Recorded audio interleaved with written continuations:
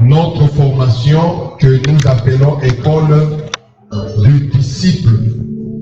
Et quand je parle de l'école du disciple, c'est quelque chose qui a aujourd'hui 8 ans. Amen. Que nous travaillons sur l'école du disciple. Il y a toute une page sur Facebook, école du disciple.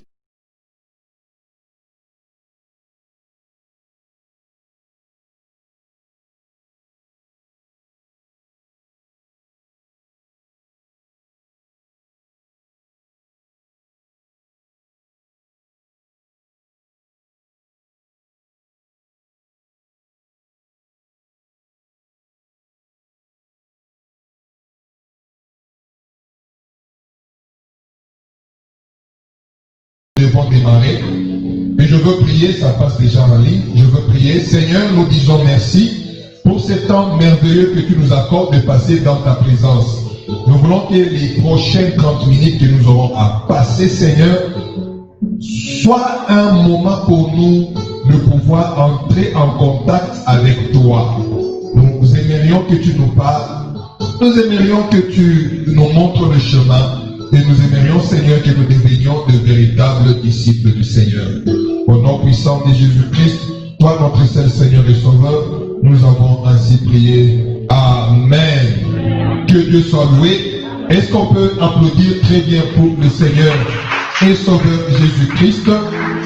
Il est merveilleux et il est notre Dieu. Amen. Aujourd'hui, c'est le démarrage de quelque chose que nous faisions auparavant. Amen. Nous l'avons fait depuis que cette église existe. Nous avons commencé avec l'école du savoir. C'est comme ça que nous l'appelions. Il y a 8 ans que nous appelions cette vision école du savoir. Mais à un moment donné, nous avons voulu que cela ait son nom. Puisque nous venons recevoir le savoir, mais en étant d'abord des disciples. Amen. Et c'est les raisons qui nous avaient poussé à enlever le nom école du savoir et remettre le nom école du disciple. Pour vous, c'est moi qui vais commencer à vous donner cours chaque dimanche ici. Mais pour ceux qui suivent en ligne, il y a des gens qui sont en Afrique du Sud, en France, aux États-Unis, ici au Congo, en Bujimaï, en Inde, qui vont commencer au niveau de la Zambie et des Colombie. Cette année, ils vont commencer dans le groupe de WhatsApp de Facebook à donner leurs cours. Et je vous demande, vous en tant que l'église, de faire partie de ces programmes. Et je pense que ça va vous bénir. Il y a des bonnes informations, il y a des bonnes prédications et enseignements que nous recevons là-bas. Alors, aujourd'hui, c'est l'introduction. Nous parlerons du maître et du disciple. On ne peut pas parler du disciple sans pour autant parler du maître. Amen. Amen. Les qualités du disciple montrent le beau travail du maître. Un disciple qui évolue, il fait la joie de son maître. Le disciple évolue au milieu du groupe des gens. Et c'est comme ça, bien aimé dans le Seigneur, qu'on sera à mesure de connaître de qui ces disciples, de qui cet homme est-il disciple. Alléluia. Amen. Je voulais aussi voir comment partager. J'essaie de partager, mais là ça répète. Tant mieux, nous avançons. Alors, comme je vous ai dit, nous parlons le maître et le disciple. Si vous regardez très bien, vous allez voir qu'il y a deux personnes. Il y a une longue route qui est là, la route qui monte. Et il y a quelqu'un qui est devant avec une lampe et un autre monsieur derrière en train de suivre. Ça, c'est notre logo. C'est l'image que nous avons. Ça fait maintenant 8 ans que nous avons cette image sur notre page Facebook. Et ça parle beaucoup. Ça nous montre la responsabilité de celui qui est devant. Et ça montre aussi le devoir de celui qui est derrière. Il y a la responsabilité et les devoirs. Le maître a les responsabilités Mais le disciple a quoi? A des devoirs. Si le disciple reste derrière le maître, à coup sûr, Batafika Bote, ils arriveront tous là où il faut aller. N'est-ce pas? Mais si le disciple se permet de passer le maître, il y a beaucoup de chances pour que le disciple puisse s'écarter ou bien se perdre. Donc il y a un lien qui existe entre le disciple et le maître. Si les deux évoluent bien, il y aura de bons fruits. Vous allez voir dans les films de karaté qu'on a toujours vu, où nous remarquons, il y a toujours eu un élève qui lui remplace le maître, mais un autre qui lui essaye de prendre la place du maître par force. Souvent c'est comme ça avec les karatés, les histoires des Chinois et des Japonais. Et au finish, ça sera le fils ou bien les disciples qui étaient toujours avec le maître qui emportent. Pourquoi? Parce que ce disciple a évolué dans la mentalité du maître. Mais c'est l'autre qui arrive à dire que non, je connais d'autres choses. Souvent c'est comme ça. Je connais d'autres disciplines, je connais d'autres connaissances, et quand il les utilise, il arrive même à tuer le maître, et il s'accapare de la vision du maître, mais au finish, il perd tout. Amen. Alléluia. Alors, cette image est trop révélatrice. Elle nous montre deux personnes sur un long chemin. Les deux personnes ont derrière eux une histoire, et ils ont ensemble une histoire commune parce qu'ils sont à deux, là ensemble. Et devant eux, ils ont un parcours. Bien aimé, dans la vie, il ne faut pas évoluer en solitaire. Si tu veux entrer au mariage, il faudrait toujours avoir quelqu'un qui t'a précédé dans la vie. Tu veux aller dans le ministère, il faudrait que tu aies à tes côtés quelqu'un qui t'a précédé. Vous le connaissez, moi j'ai une personne chez qui je me réfère. Il est mon père spirituel, il me parle, il m'écoute et j'avance. Alléluia. Aujourd'hui, il est très important que je parle d'abord de ça et la suite, nous parlerons. Donc, quand tu as quelqu'un qui est une référence, ça t'aide dans la vie. Ça te permet à éviter certaines erreurs. Les erreurs que l'autre a commises, tu ne les commettras pas parce qu'il sera là pour te dire attention, j'ai connu les mêmes choses. Mais une personne qui développera sa vie seule, la grande difficulté que tu auras, tu te retrouveras devant des erreurs, des problèmes, qu'une réponse existe. On a toujours dit, on n'invente pas une roue deux fois. La roue, elle existe. On ne doit plus passer le temps à réfléchir pour faire une roue. On doit seulement l'utiliser. Aller chez Michelin, je ne sais pas qui encore qui fabrique des pneus, et d'acheter un pneu. Qui de te mettre dans un laboratoire, comment je peux faire, quelle matière, et comment je fais. Le pneu sera carré, triangulaire. Non, le pneu est circulaire, ça existe seulement. Va prendre et mets, tu vas gagner en temps. Donc, la relation maître et disciple nous permet de gagner en temps. Ça nous permet à ne pas perdre le temps, à ne pas essayer à inventer, parce que le maître a la connaissance que nous risquons d'essayer d'inventer. Alléluia. Amen. C'est très important d'avoir ça. Alors, il y a une personne qui semble connaître le chemin pour finalement montrer le même chemin à celui qui le suit. Il y a un guide, c'est ça le maître, et le suiveur, c'est ça le disciple. Et les deux s'entendent. Puisque s'il n'y a pas d'entente, ils ne vont pas arriver. Il y a des gens qui ont commencé des relations. Il y a des gens qui ont commencé ensemble. Même dans cette église, il y a des gens avec qui nous avions commencé ensemble. Aujourd'hui, on n'est plus ensemble avec eux. C'est à cause des relations. Lorsque les relations ne sont pas bonnes, on n'arrive pas à la destination. Lorsque l'église n'est pas unie, on n'arrive pas à la destination. Mais ça, la destination, c'est la vision de l'année. lorsqu'on est soudé, on est collé, on est ensemble, on fera des exploits. Alors, pour atteindre la destination, tout dépend de celle qui est devant, de la personne qui est devant. Ça, c'est la première des choses. Et aussi, car cette personne-là, elle a la lumière, elle semble connaître le chemin. Et on doit être derrière lui et avancer ensemble avec lui. Ça, c'est l'introduction que je fais pour que nous comprenions la relation maître et disciple. Amen. Amen. Alors, c'est le maître qui est éclairé et est la lumière pour les disciples.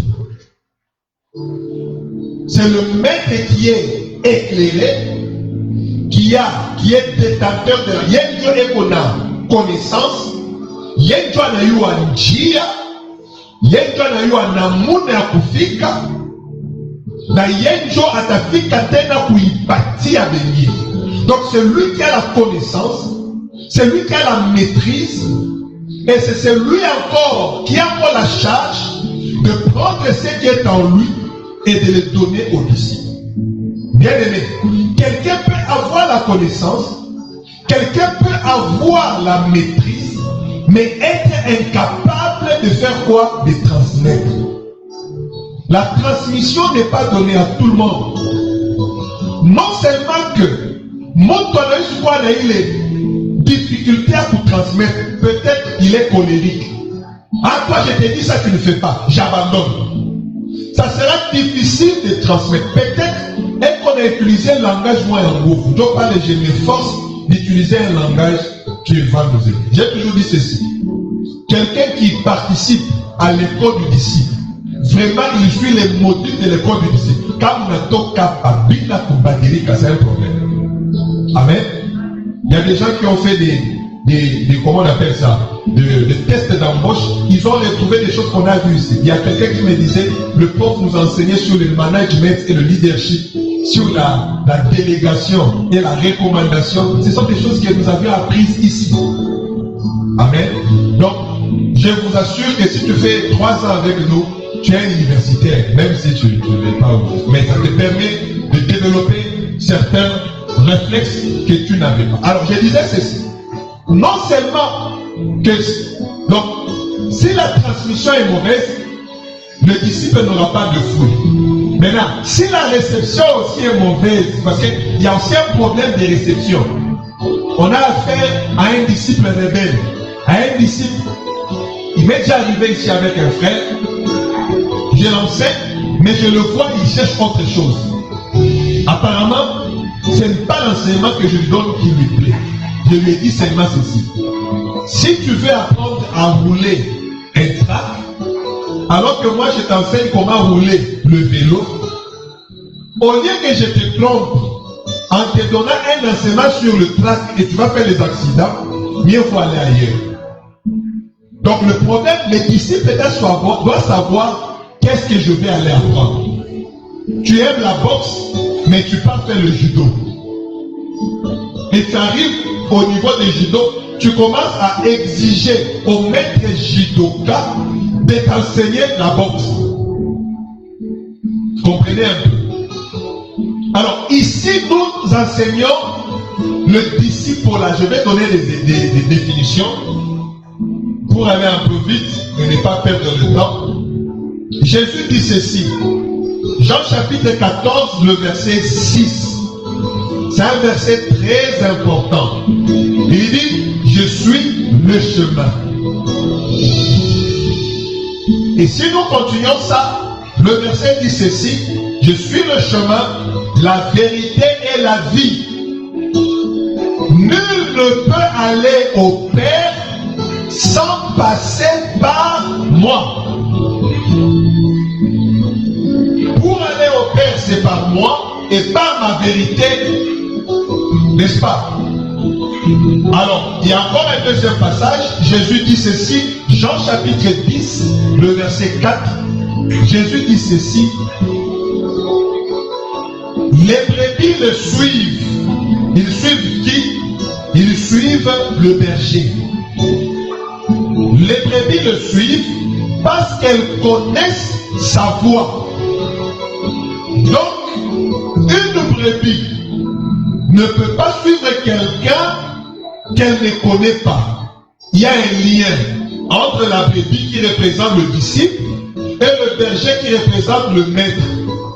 Et ce lien permet à ce que la brebis ne peut pas suivre un mercenaire, ne peut pas suivre n'importe qui. Alors, un véritable disciple dans une église ne pourra pas laisser ses oreilles à n'importe quelle prophétie. Ton voisin vient, tu vois le message que ça veut dire. Où le message il y a le voix pour nous. Donc, si tu te lèves, tu parles à papa. Mauvais disciple. Alléluia. C'est pour ça que ces gens-là évoluent dans une église, mais les prophéties viennent d'ailleurs, et il n'y a pas de lien entre le maître et le disciple. Rassurez-vous, les maîtres, ce n'est pas moi. Je ne suis pas le maître, je suis aussi disciple comme vous. Amen. Alors, vous avez dit, le maître est celui qui connaît tout. Et le disciple est celui qui apprend tout.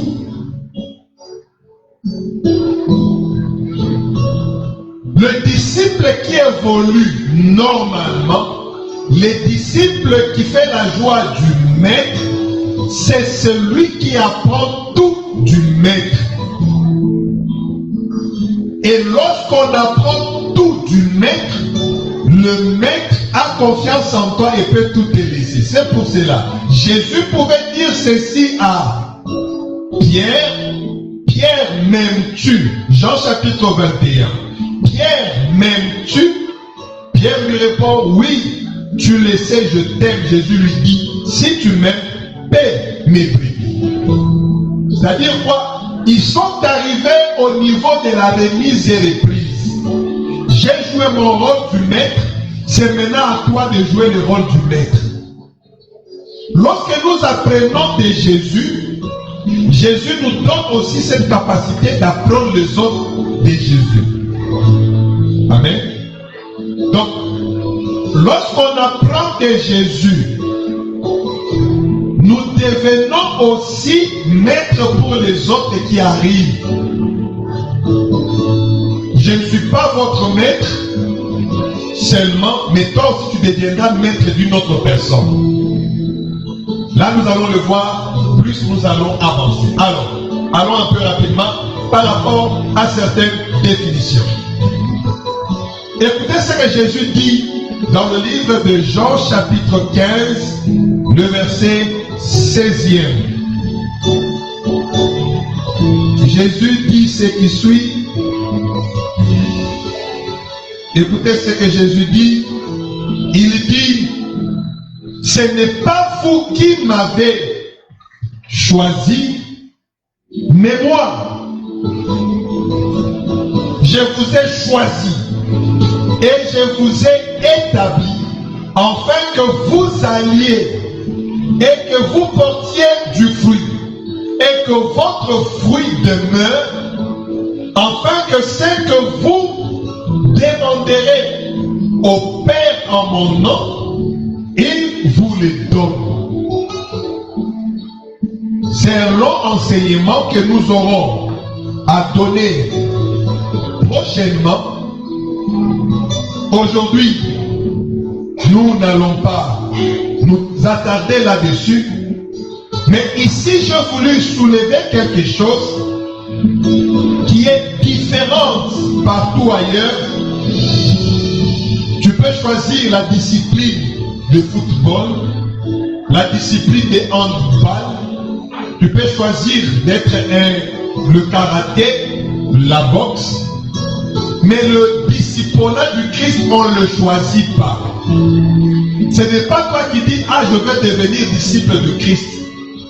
C'est toujours Christ qui nous choisit. Dès que nous sommes là, il faudrait que tu mettes en tête que ce Christ qui t'a choisi. Christ m'a choisi, et il t'a choisi. C'est ce qu'il dit à ses disciples. Il leur dit, ce n'est pas vous qui m'avez choisi, par contre, c'est moi qui vous ai choisi. Pourquoi? Je vous ai choisi et je vous ai établi. L'établissement, c'est un tout. L'établissement, c'est-à-dire affermir, placer, poser. Ça demande un grand travail de construction, d'endurance, de résistance et de durabilité. C'est le travail que le maître fait lorsqu'il nous choisit à tous les sana. Mais j'aimerais seulement qu'on sache, tu es disciple du Christ, ce n'est pas parce que le pasteur t'a choisi. Tu es disciple du Christ, ce n'est pas parce que le pasteur a vu des qualités en toi. Oui, les pasteurs peuvent t'intéresser, mais ça viendra toujours de lui. C'est Dieu qui t'a choisi. J'ai un grand frère qui a joué à l'NBA basket, qui est devenu millionnaire. Il n'aimait pas les baskets, il était très élancé, plus que moi, il est là.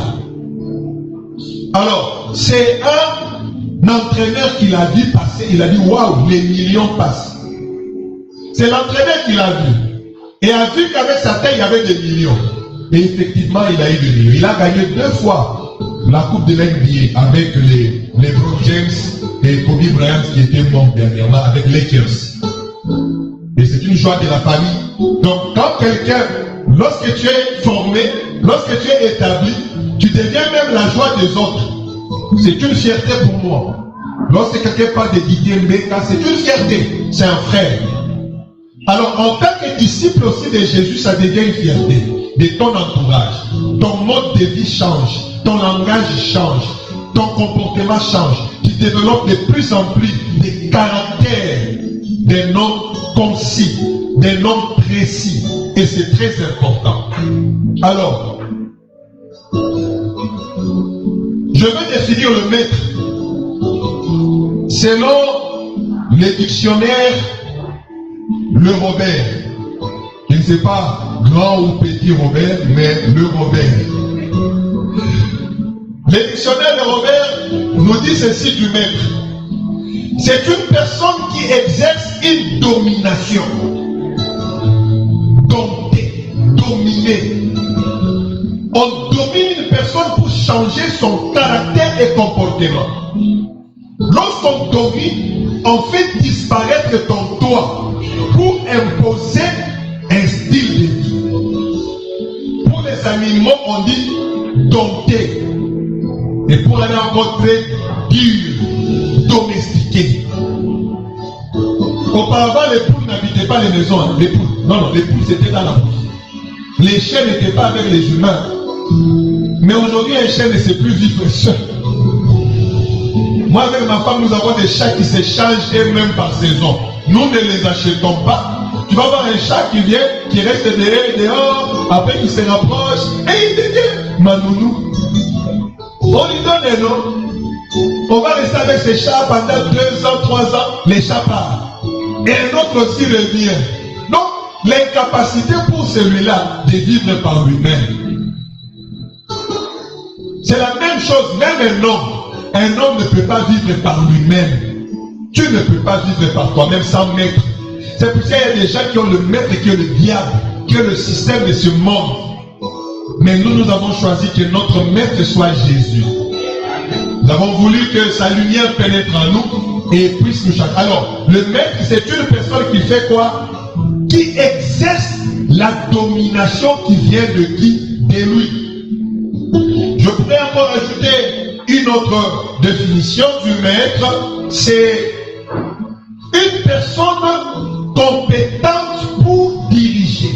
On ne devient pas maître comme ça. On a des compétences, on a des qualités. On a pris du temps d'apprendre. On a pris du temps de maîtriser cet art. On ne s'improvise pas maître. On ne s'improvise pas pasteur. Si la médecine, quelqu'un peut passer 14 ans pour devenir spécialiste, il faudrait aussi qu'on donne la chance à un pasteur. Ce n'est pas, tu te réveilles le matin, Dieu m'a dit, non, non.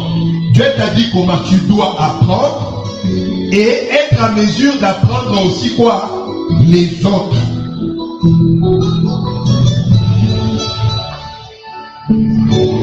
Maintenant, la définition selon Wikipédia, c'est aussi un dictionnaire en ligne, une plateforme de données dans beaucoup de domaines. Alors, qu'est-ce que Wikipédia nous donne comme définition? Wikipédia lui dit quoi? Il nous dit que le maître est une personne qui domine un art. Un art, c'est l'ensemble des techniques.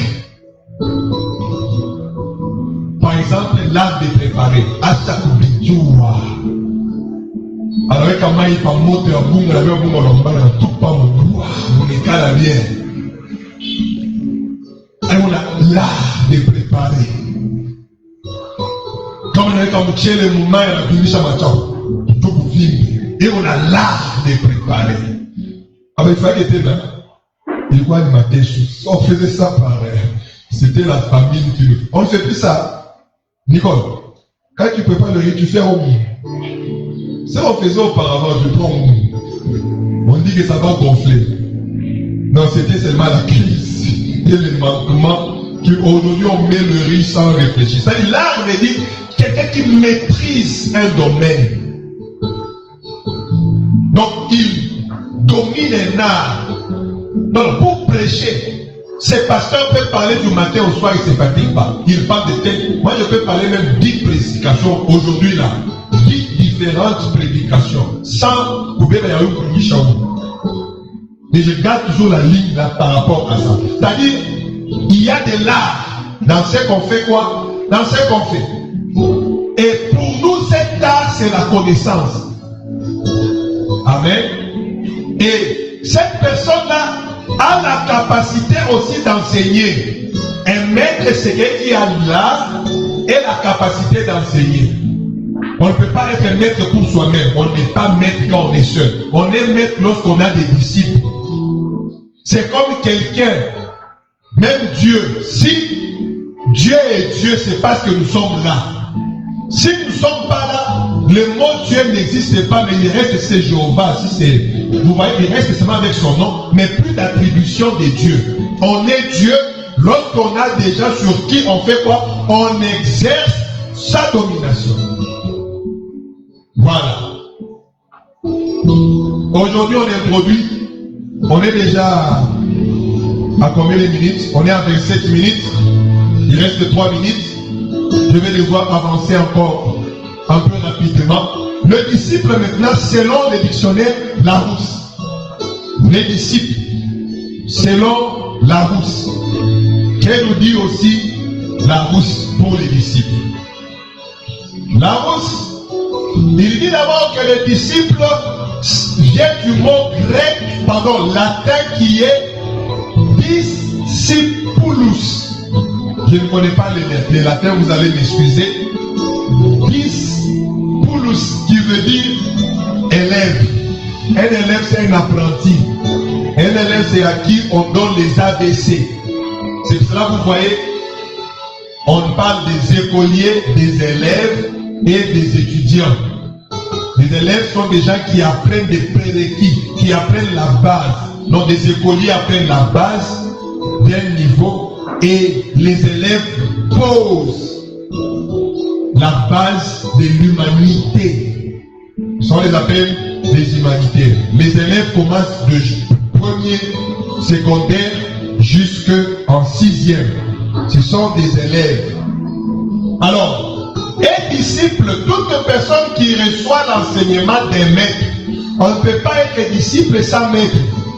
On est disciple que lorsqu'on est au pied de qui? D'un maître. Amen. Amen. Et on fait partie de l'école de ces maîtres-là. Qui est ici qui étudie dans 2 écoles? Qui étudie dans 2 écoles? Non, qui étudie dans 2 écoles?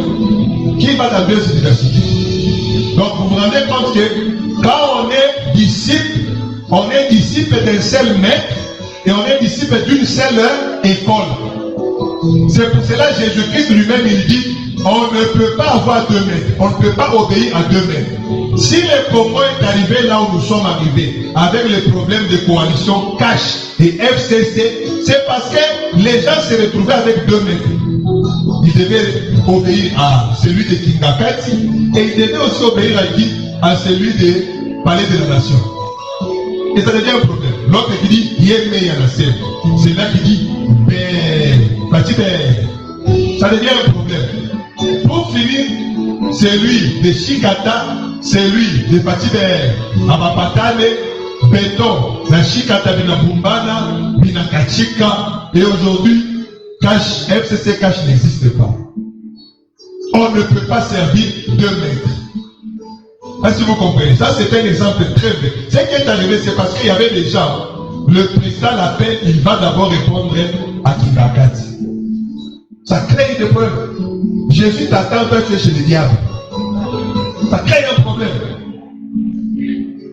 Amen. On doit appartenir dans son école. Et c'est ce que nous sommes en train de faire. Alors, je continue encore. Un disciple est une personne qui suit l'exemple de quelqu'un qu'il considère comme maître. Il a une personne de référence, une personne comme un modèle. Et cette personne-là, il suit son exemple. C'est pour cela l'apôtre Paul dit, soyez mes imitateurs. On ne peut pas être un disciple d'un karatéka. On dit karatéka ou bien d'un karatéka. Mais quand tu te vois avec lui, tu fais ma prison. Non, non, tu n'es pas son disciple. Tu es un déloyal. Tu es disciple de Mourinho, mais tu bondis là-bas. Basketball.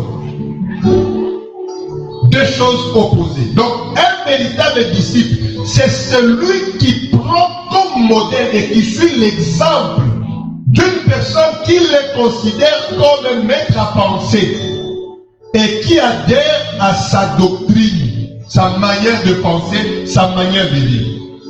Et c'est le maître qui imprime sa pensée. Ni mwalimu ndiye kunaweka mafikiri yake mu mwanafunzi.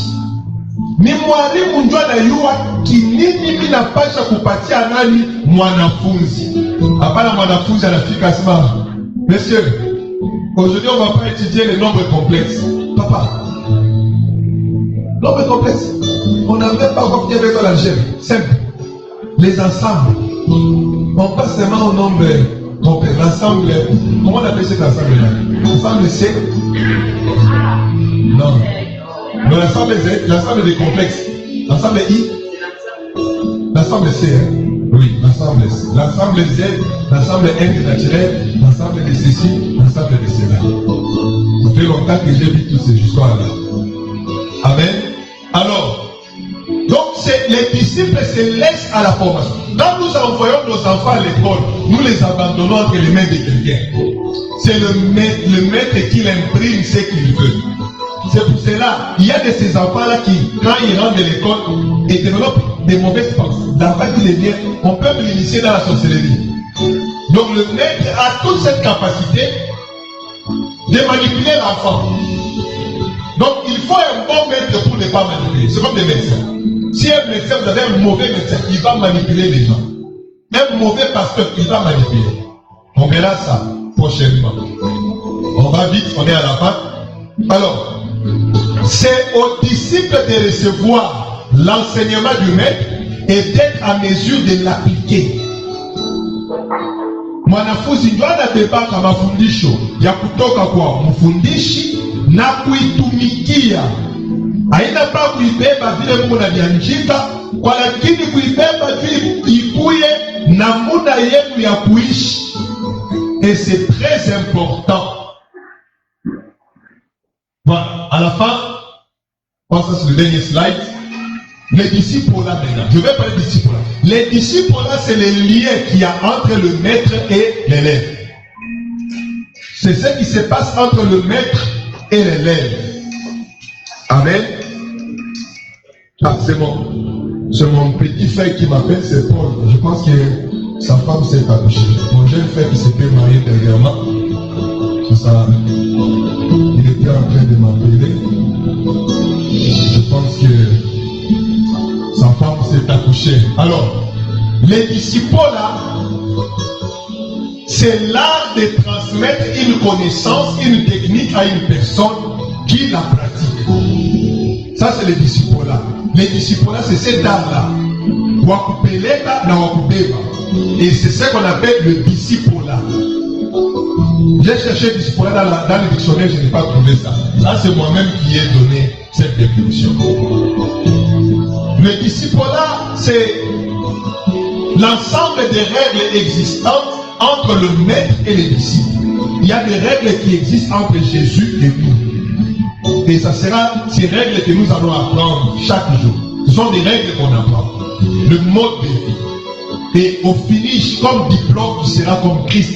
C'est pour cela les jours où on partait tuer Jésus, une femme pouvait dire ceci à Pierre. Ta manière de parler, ta manière de te comporter, même la barbe que tu as laissée, ça te fait vraiment comme Christ. Amen. Alléluia. Donc ce sont des éléments très importants dans la vie. Très importants dans la vie. Lorsqu'un maître n'a pas de gens qui le ressemblent, celui-là n'est pas un maître. Un véritable maître, il impose un style, il impose un mode de raisonnement, de réflexion aux autres. Je continue.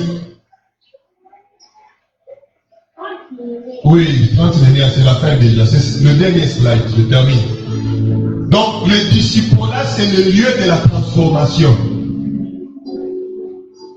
Marc chapitre 1, verset 17 dit ceci.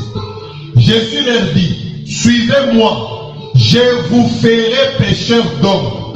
Les gens à qui Jésus s'adresse, ce sont des pêcheurs de poissons. Mais lorsqu'il les choisit, il les transforme. Il fait de ce qu'il veut. Et qu'est-ce qu'il veut de devenir de quoi? De devenir des pêcheurs d'hommes. Luc le dit encore très bien. Qu'est-ce que Luc dit? Luc 5, 15 et 10 dit. Alors Jésus dit à Simon Pierre, ne crains point. Ne craignez pas. Parce que normalement quand on suit les disciples là, on va changer. Ces enseignements doivent apporter un changement. Ne crains pas. Il lui dit, désormais, tu seras pécheur d'hommes. C'est pour cela, lorsque Christ est mort, Pierre est resté là, dit, mais dans le pôle. Ma réflexion c'est qu'Alzamani c'est revenu. Voilà, je pense que c'est tout. Le maître est conscient pour la transformation du disciple et le disciple devra accepter d'être transformé par le maître. Voilà la fin de ce qu'on devait voir aujourd'hui. J'ai dépassé 5 minutes. Vous m'excuserez pour ça. Et je voudrais que vous réfléchissiez bien sur ça. Le maître que nous parlons, c'est Jésus. Et les disciples, c'est nous. Restons au pied de Jésus. Suivons ce qu'il nous dit. Notre vie va changer. Nous allons prier. Tu vas dire à Jésus, Seigneur, je veux être ton disciple. Tu m'as choisi. Je veux suivre ton enseignement et amène-moi à la transformation.